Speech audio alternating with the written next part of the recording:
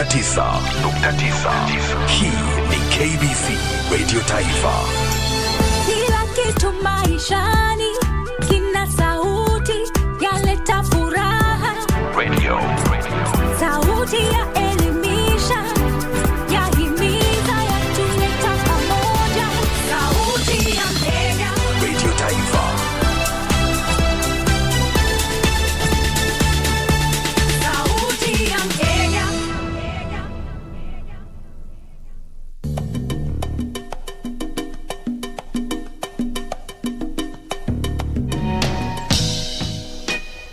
Kwani amekubadilishia uso?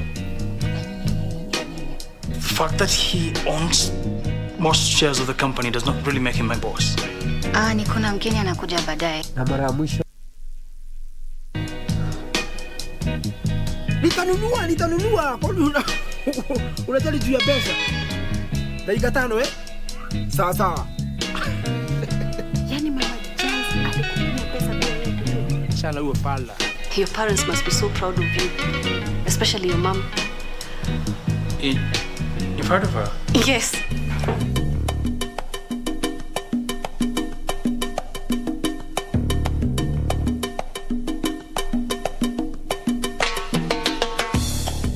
On My Culture this Friday,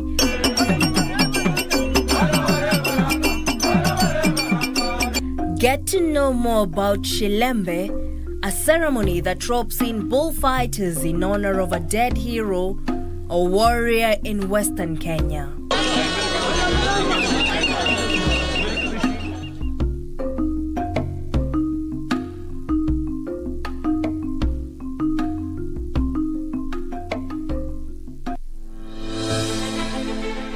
Are you an aspiring candidate in the upcoming general elections? Do you want your agenda and manifesto to reach your voters effectively? At KBC, we have the most comprehensive and credible online platform that has profiles of all prospective candidates. Log on to www.kbc.co.ke/2022 aspirants and let Kenyans know more about you, your past achievements, your manifesto, and your development agenda once you get elected to office. What's more, the website is easy to navigate. We will create your profile, post pictures and short videos with your campaign messages at affordable hosting fees. Log on to www.kbc.co.ke/2022 aspirants today and establish your brand authority as we lead towards the forthcoming general elections.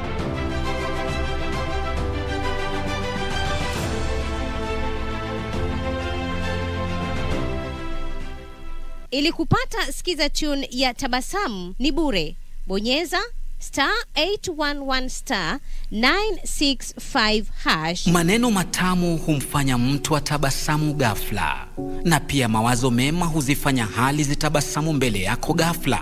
Hali ngumu zikawa nyepesi, hali tete zikatamanika. Ila unaponuna pia hali zinanuna. Hebu jifunze kutabasamu. Kupata skiza tune ya Tabasamu ni bure. Bonyeza *811*965#. *811*965#. Nilipoanza kukohoa, kuhisi maumivu kwa kifua, uchovu mwilini, joto jingi mwilini, kutokwa na jasho jingi usiku, kukosa hamu ya chakula na kupoteza uzito haraka. Nilipimwa hospitalini, kabainika nilikuwa na TB. Nilianza matibabu ya TB mara moja. Nilimeza dawa zangu bila kukosa kwa muda unaofaa, kama nilivyoshauriwa na daktari. Ugonjwa wa TB sio uchawi. Mtu yeyote yule anaweza kupatwa na ugonjwa huu. Lakini ukimeza dawa vizuri, TB inatiba. Nilitibiwa TB, nikapona na niko sawa. TB inatiba. Pata matibabu bila malipo katika hospitali zote za umma. Tujijali, tumalize TB. Ujumbe huu umeletwa kwako na Wizara ya Afya na washirika wake.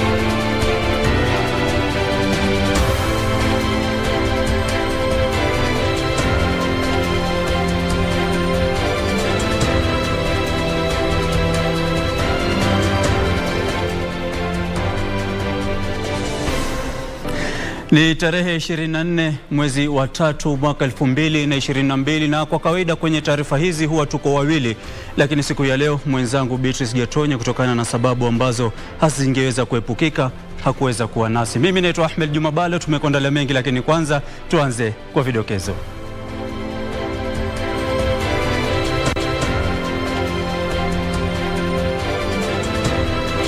Kamati ya bunge la kitaifa kuhusu kilimo yataka pesa za kufanikisha kupunguzwa kwa bei za mbolea zirejeshwe kwenye bajeti za ziada.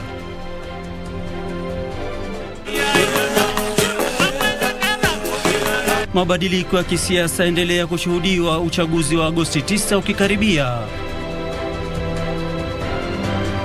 Shughuli ya kuwasajili makurutu wa polisi yaandaliwa kwa siku moja kote nchini.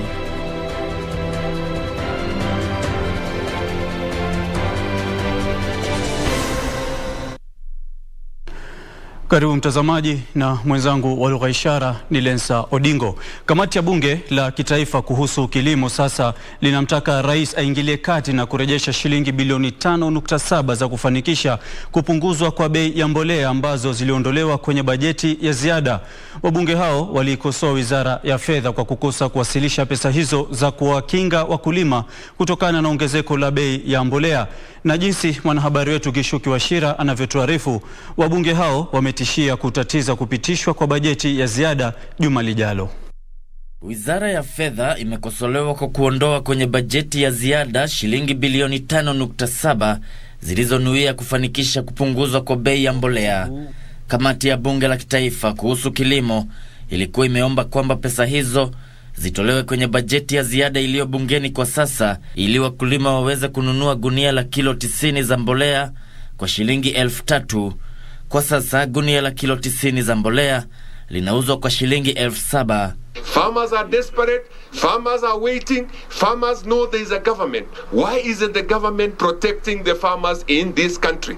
That is the question we are asking. According to the information I'm getting is that the government does not want to put money there just because of some corrupt individuals who have done something wrong before. Instead of dealing with them, now they're punishing Kenyans. Or is someone doing this one deliberately by design so that he imports maize to this country? We having issues, Chairman. Serikali inasema kuwa ongezeko la bei za mbolea limetokana na ongezeko la bei ya gesi barani Ulaya na vita vinavyoendelea nchini Ukraine.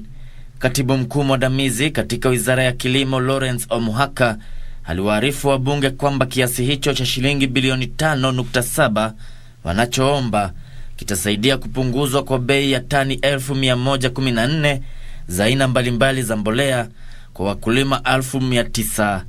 Hata hivyo, wizara hiyo inahitaji shilingi bilioni 31 kudumisha bei ya mbolea katika kiasi cha shilingi 3,000.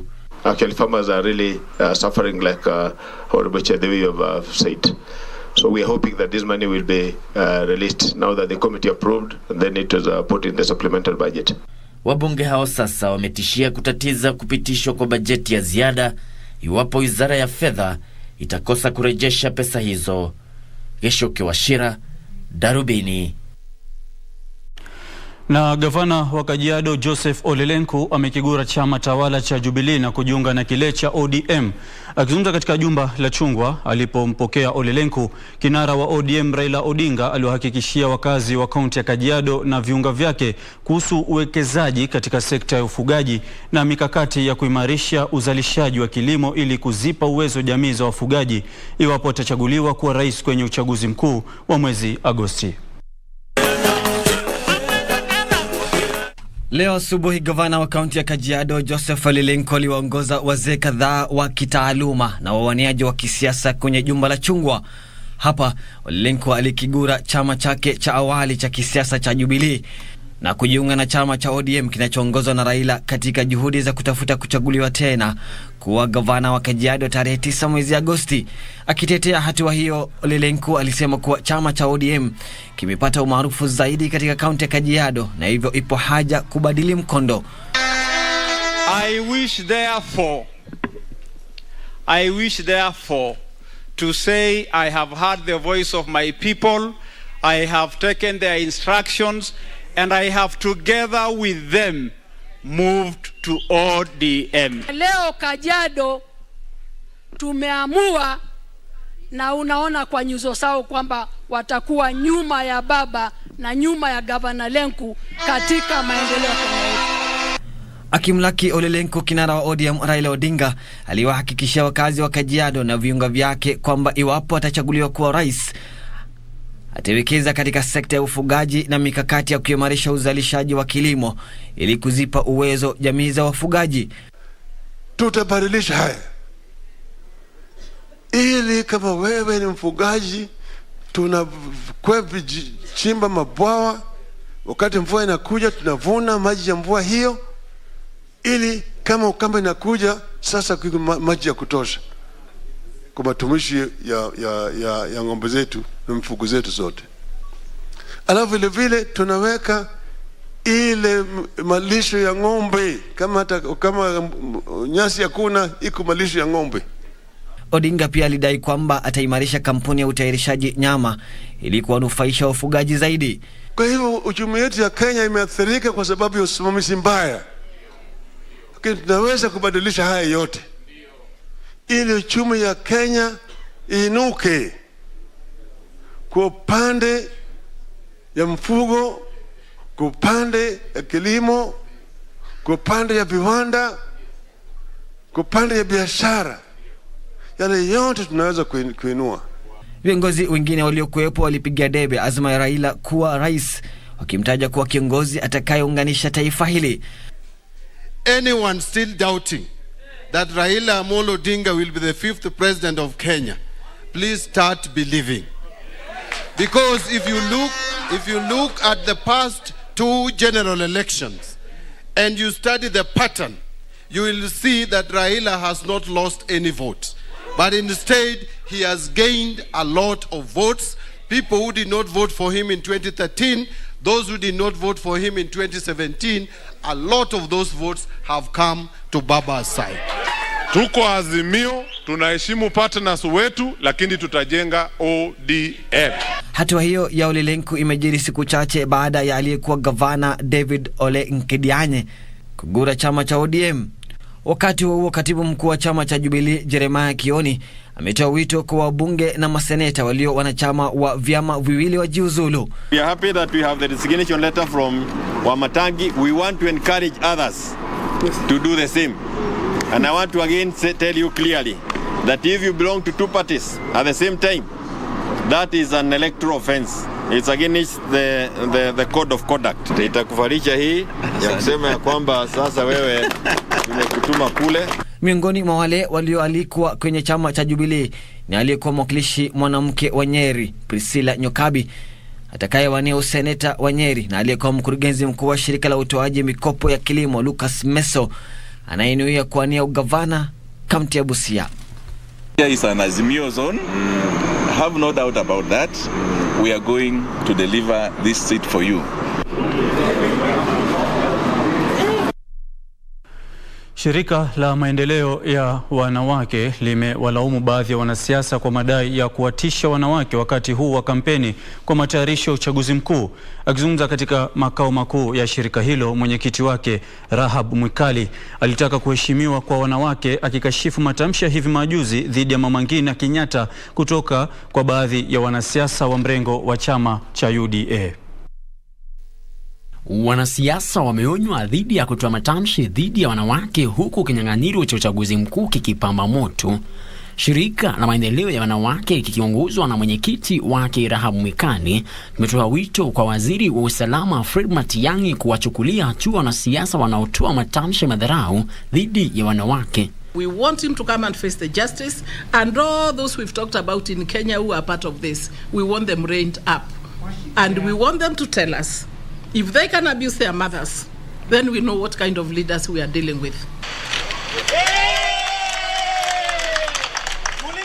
Maoni hayo yaliungwa mkono na kiongozi wa chama cha maendeleo chapchap Daktari Alfred Mutua. I'm asking IBC to put as a criteria that politicians, before they are cleared to run for presidency or to run for governor or MP or anything, that they undertake psychological tests to see whether mentally hapa juu weko sawa, whether they are okay. Because some of them are not okay, my friends. Some of them are not okay.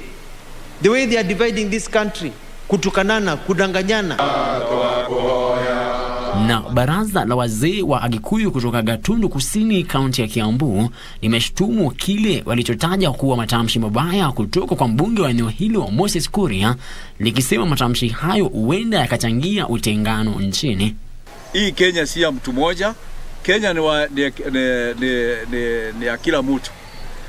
Na tuko tayari kuungana na mtu yoyote yule ambaye atachaguliwa na watu ya Kenya waseme ati huyu ndio mwongozi wetu. Tuko tayari. Hatuna ubaguzi wazee wote wa nini. Elders of Gatundu South constituency, we would like to state very categorically that we respect all the people of Kenya. We also state that we are ready to work under any elected leader. Haya yanajiri huku waziri wa kilimo Peter Munya akitaka wakazi wa eneo la Mlima Kenya kufanya uamuzi wa busara kwenye uchaguzi mkuu ujao. Mtamu tu peke yake, hata nyoka unasemanga maneno matamu tu, nyoka wapi? Pangoni. Shakata. Nyoka inatoka pangoni. Kwa hivyo tujihadhari, tufuate yale tunasema, kwa sababu tunaona ndenja mbali. Tunaiona hatari kule mbele. Katika kaunti ya Machakos, spika wa bunge la kaunti hiyo Florence Mwangangi amejiondoa kwenye kinyang'anyiro cha kiti cha ugavana wa kaunti hiyo na kuamua kuwa naibu wa Nzioka Waita. Solution principle intends to bring development to the farthest end of this country we love, our country Kenya, by taking services closest to the people. Cannot turn my back on the people of Machakos. Mombasa, mwaniaji wa kiti cha ugavana kupitia chama cha ODM Suleiman Shahaban amemtangaza mwaniaji mwenza kwenye uchaguzi mkuu wa tarehe 9 mwezi Agosti. Shahaban ambaye ni mwanabiashara maarufu amemtangaza Selina Maitha kuwa mwaniaji mwenza na kuwa mwanasiasa wa kwanza kuchukua hatua hiyo katika eneo la Pwani. Mwanzo tutashinda nomination alfajiri. Hao wanaojidanganya kwa wao wako mbele, sawa, jikaze, manake sisi tunakuja nomination na tuko tayari. Nasema asante pia kwa familia yangu, familia ya Maitha, kwa kunipatia fursa hii ya kuingia katika mrengo ambao sio ambao walikuwa wamenizoea nao.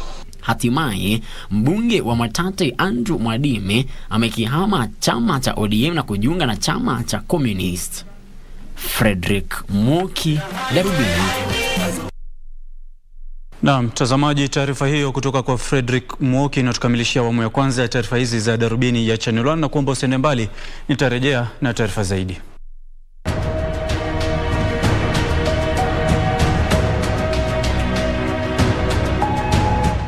These provisional figures do give indication that Honorable Mwai Kibaki is ahead of the next presidential candidate, that is Honorable Uhuru Kenyatta, by a very wide margin. I accept the choice of the people, and in particular, now concede that Mr. Mwai Kibaki will be the third president of the Republic of Kenya. Are you a little bit relieved that you didn't win this election? You'll do better next time. Oh, yes. Absolutely.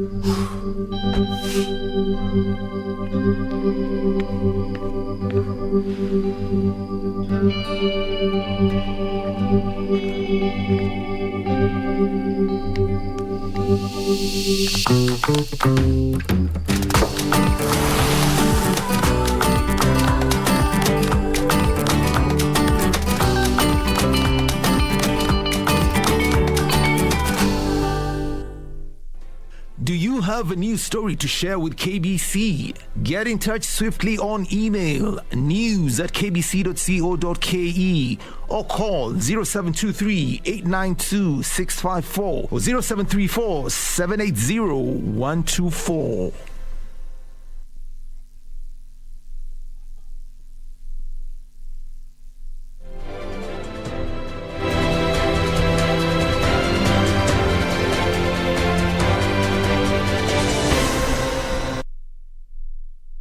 Karibu tena mtazamaji, hivi sasa tuangazie taarifa ya tanzia ambapo kijana mmoja aliyejitokeza kwenye shughuli ya kitaifa ya kuwasajili makurutu kujiunga na kikosi cha polisi alianguka na kufariki wakati wa shughuli hiyo katika eneo bunge la Matayos, kaunti ya Busia.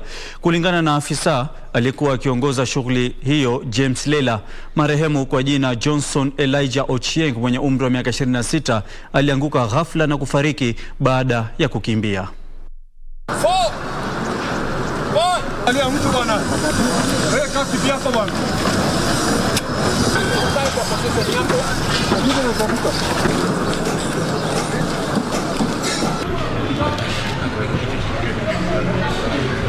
Alikuwa anaitisha maji, tukaambiwa maji sio nzuri kumpa.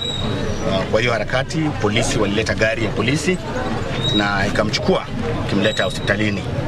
Isipokuwa wakati tulifika hospitalini tukaelezewa kwamba mpendwa wetu kashaaga dunia.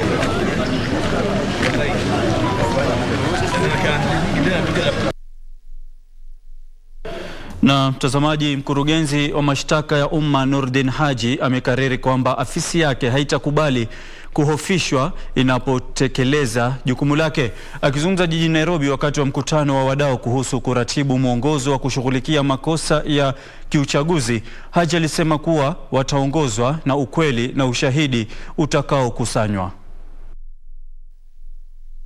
The purpose of this compendium is to try and bring certainty, to try and bring uniformity, to also emphasize on the rule of law and due process.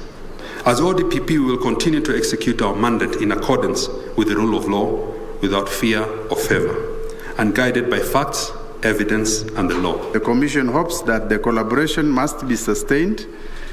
It is also our hope that the guidelines that are the subject of validation today will go a long way in enriching the framework for top-notch prosecution of election and election-related offenses. We must begin to have this conversation and ask ourselves, as the various institutions that are mandated to implement and protect Chapter 6 of the Constitution, what can we do to ensure that the candidates that go before the voters are candidates that have high integrity, that reflect the values and aspirations of Chapter 6 of the Constitution.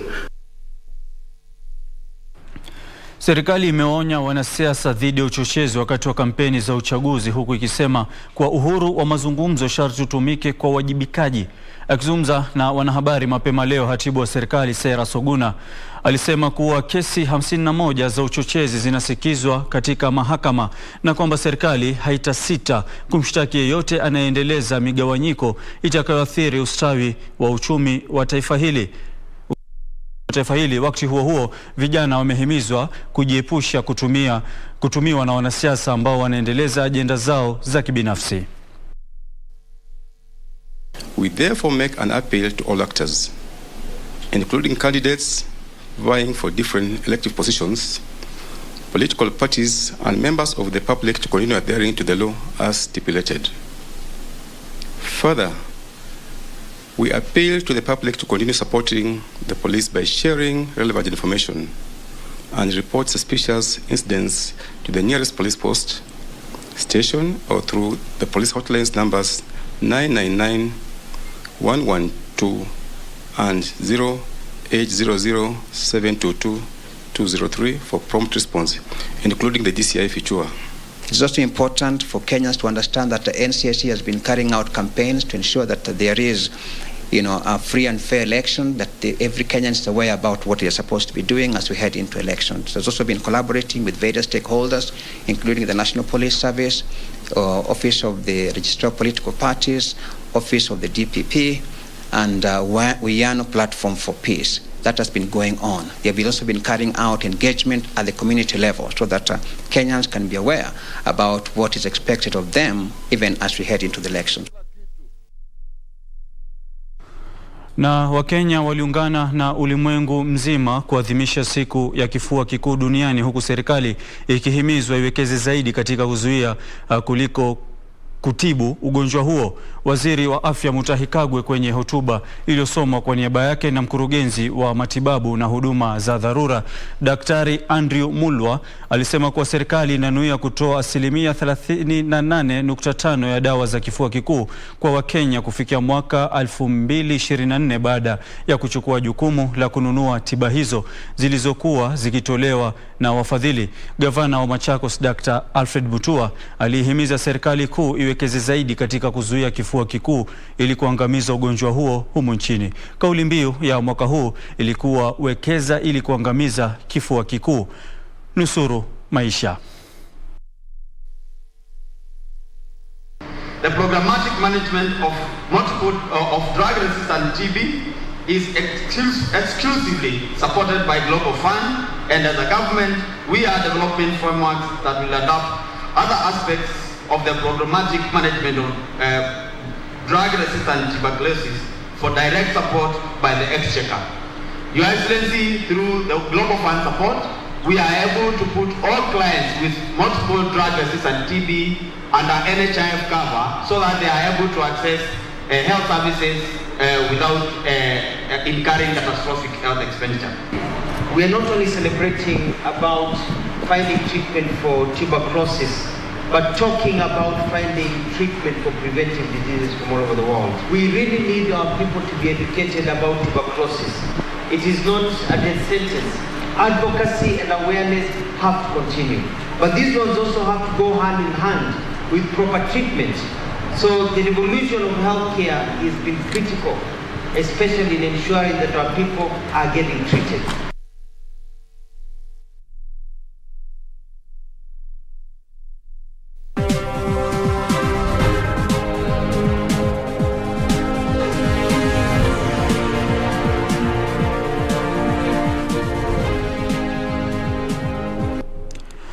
Waendeshaji magari huenda wakalazimika kulipa ada ili kutumia baadhi ya barabara, huku bunge la kitaifa likipania kupitisha kwa sheria mapendekezo ya kamati ya bunge. Huku wakijadili mapendekezo hayo, baadhi ya wabunge walisema ada hiyo itasaidia serikali ya kitaifa kukusanya fedha zaidi na kupunguza kiwango cha mikopo. The road tolls do support the exchequer, and most developed countries have managed to maintain their roads through road tolls. Therefore, it is a bill, it is a report which is worth looking at and being adopted by this House because of the support the road tolls give to the exchequer. The fund and the regulations make it possible for public-private partnership road tolls to be implemented in Kenya, Mr. Speaker, as it gives visibility of the toll revenues and certainty in governance practices to investors as a key bankability requirement. New toll stations, Honorable Speaker, and this regulation on toll stations, Honorable Speaker, I don't think Kenyans will accept, because there is a shortage of fools in Kenya currently. They all know that we pay for our roads using fuel levy, road levy, or levied on petroleum products. We will be double paying. You pay road levies that is charged on our fuel, and then again we pay on toll stations. So it's just saying in a simple way, there will be the road of the poor and the rich. So when you have money, you can pay, you can go quickly. So you don't have money, you can use other roads, which you use 22%. It's a very simple thing to let Kenyans understand. Now we are dividing. For the rich to go very fast, they pay, they go where they are going. And for the poor, it will still be maintained on the way of 22%. That's a simple language, Mr. Speaker. That's what I understand.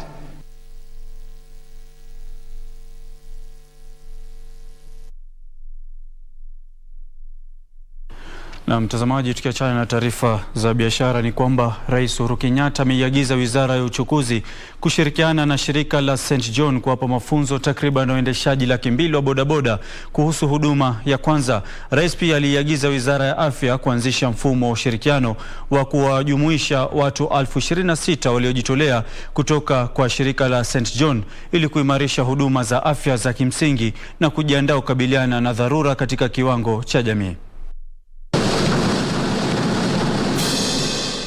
Under a program with the Ministry of Transport, we shall collaborate with St. John to train at least 200,000 boda riders on first aid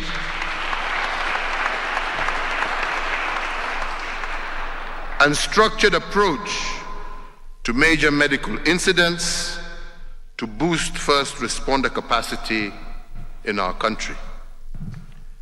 And in order to fortify the growing partnership between the state and St. John, I today hereby direct, firstly, that the Ministry of Health establishes a framework of cooperation to co-opt 26,000 volunteers from the St. John Priory to strengthen our primary health care and emergency preparedness and response interventions all the way to community level.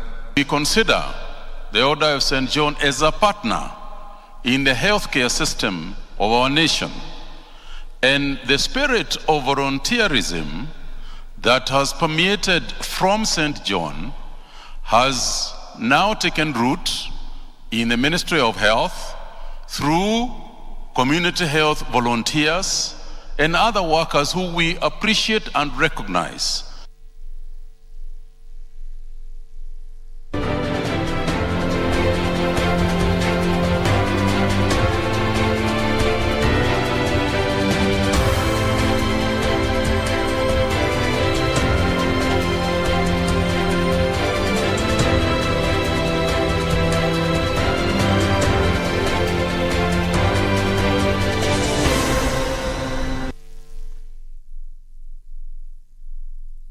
Nilipimwa hospitalini, kabainika nilikuwa na TB.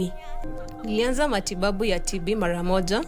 Nilimeza dawa zangu bila kukosa kwa muda unaofaa, kama nilivyoshauriwa na daktari.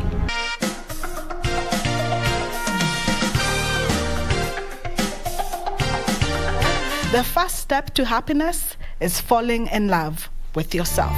Naomi Wamboi Nganga is a Kenyan actress and entrepreneur. Nikauliza kama wako na nguo za plus size, walinipeleka maternity side. I want to create a business that caters for the plus size women all around it. Talk of hair, everything, one stop shop for plus size women. Pata matibabu bila malipo katika hospitali zote za umma. Tujijali, tumalize TB. Ujumbe huu umeletwa kwako na Wizara ya Afya na washirika wake.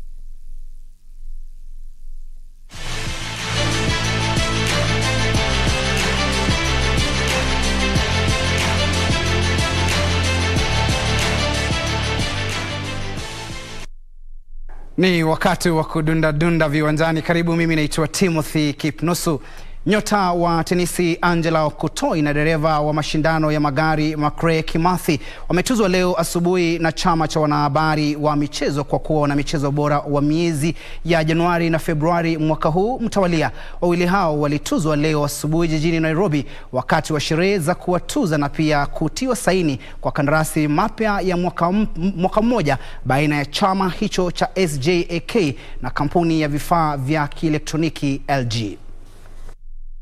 Nyota wa tenisi Angela Okutoi na dereva wa mashindano ya magari Makre Kimathi ndio wana michezo bora wa miezi ya Januari na Februari mtawalia. Okutoi aliyetoa tuzo hiyo kwa mara ya pili mwezi Januari baada ya kushinda tena mwezi Januari mwaka jana. Alipokea zawadi ya mashini ya kufua nguo ya LG baada ya kuwashinda bingwa mbio za kilomita 10 za Valencia Daniel Simiyu, mchezaji Raga Vincent Onyala na mwanariadha Nora Jeruto.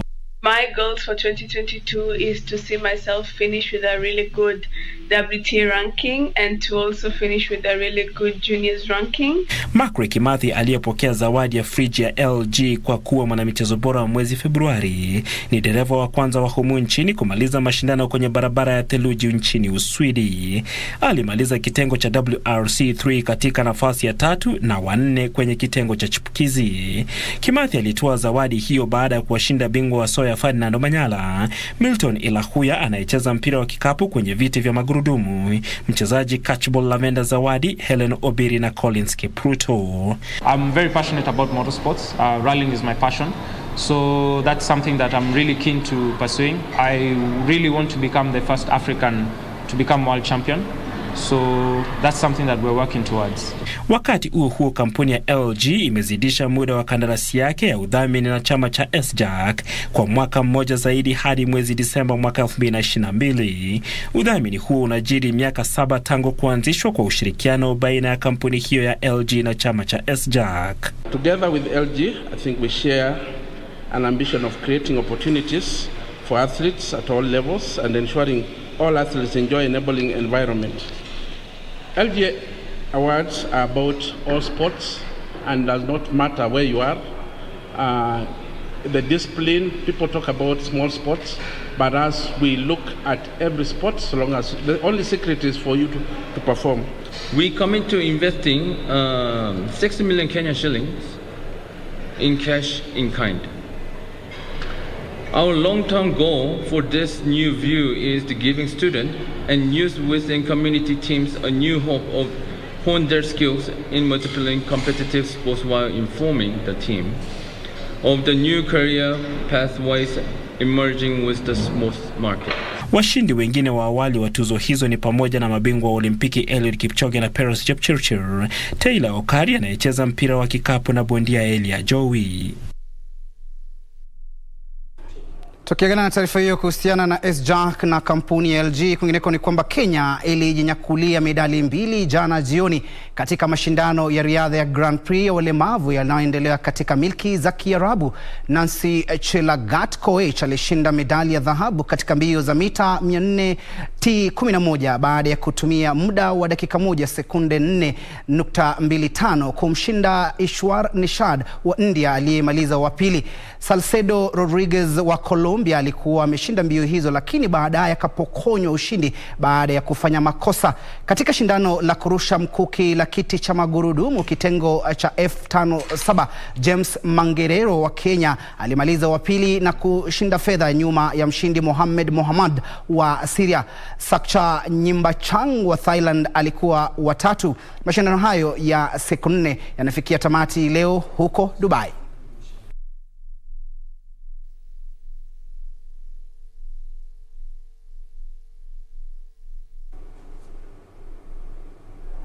Na mtazamaji, kilisho na mwanzo daima dawamu kikosi kuwa na mwisho, na hapo ndipo tamati habari za michezo.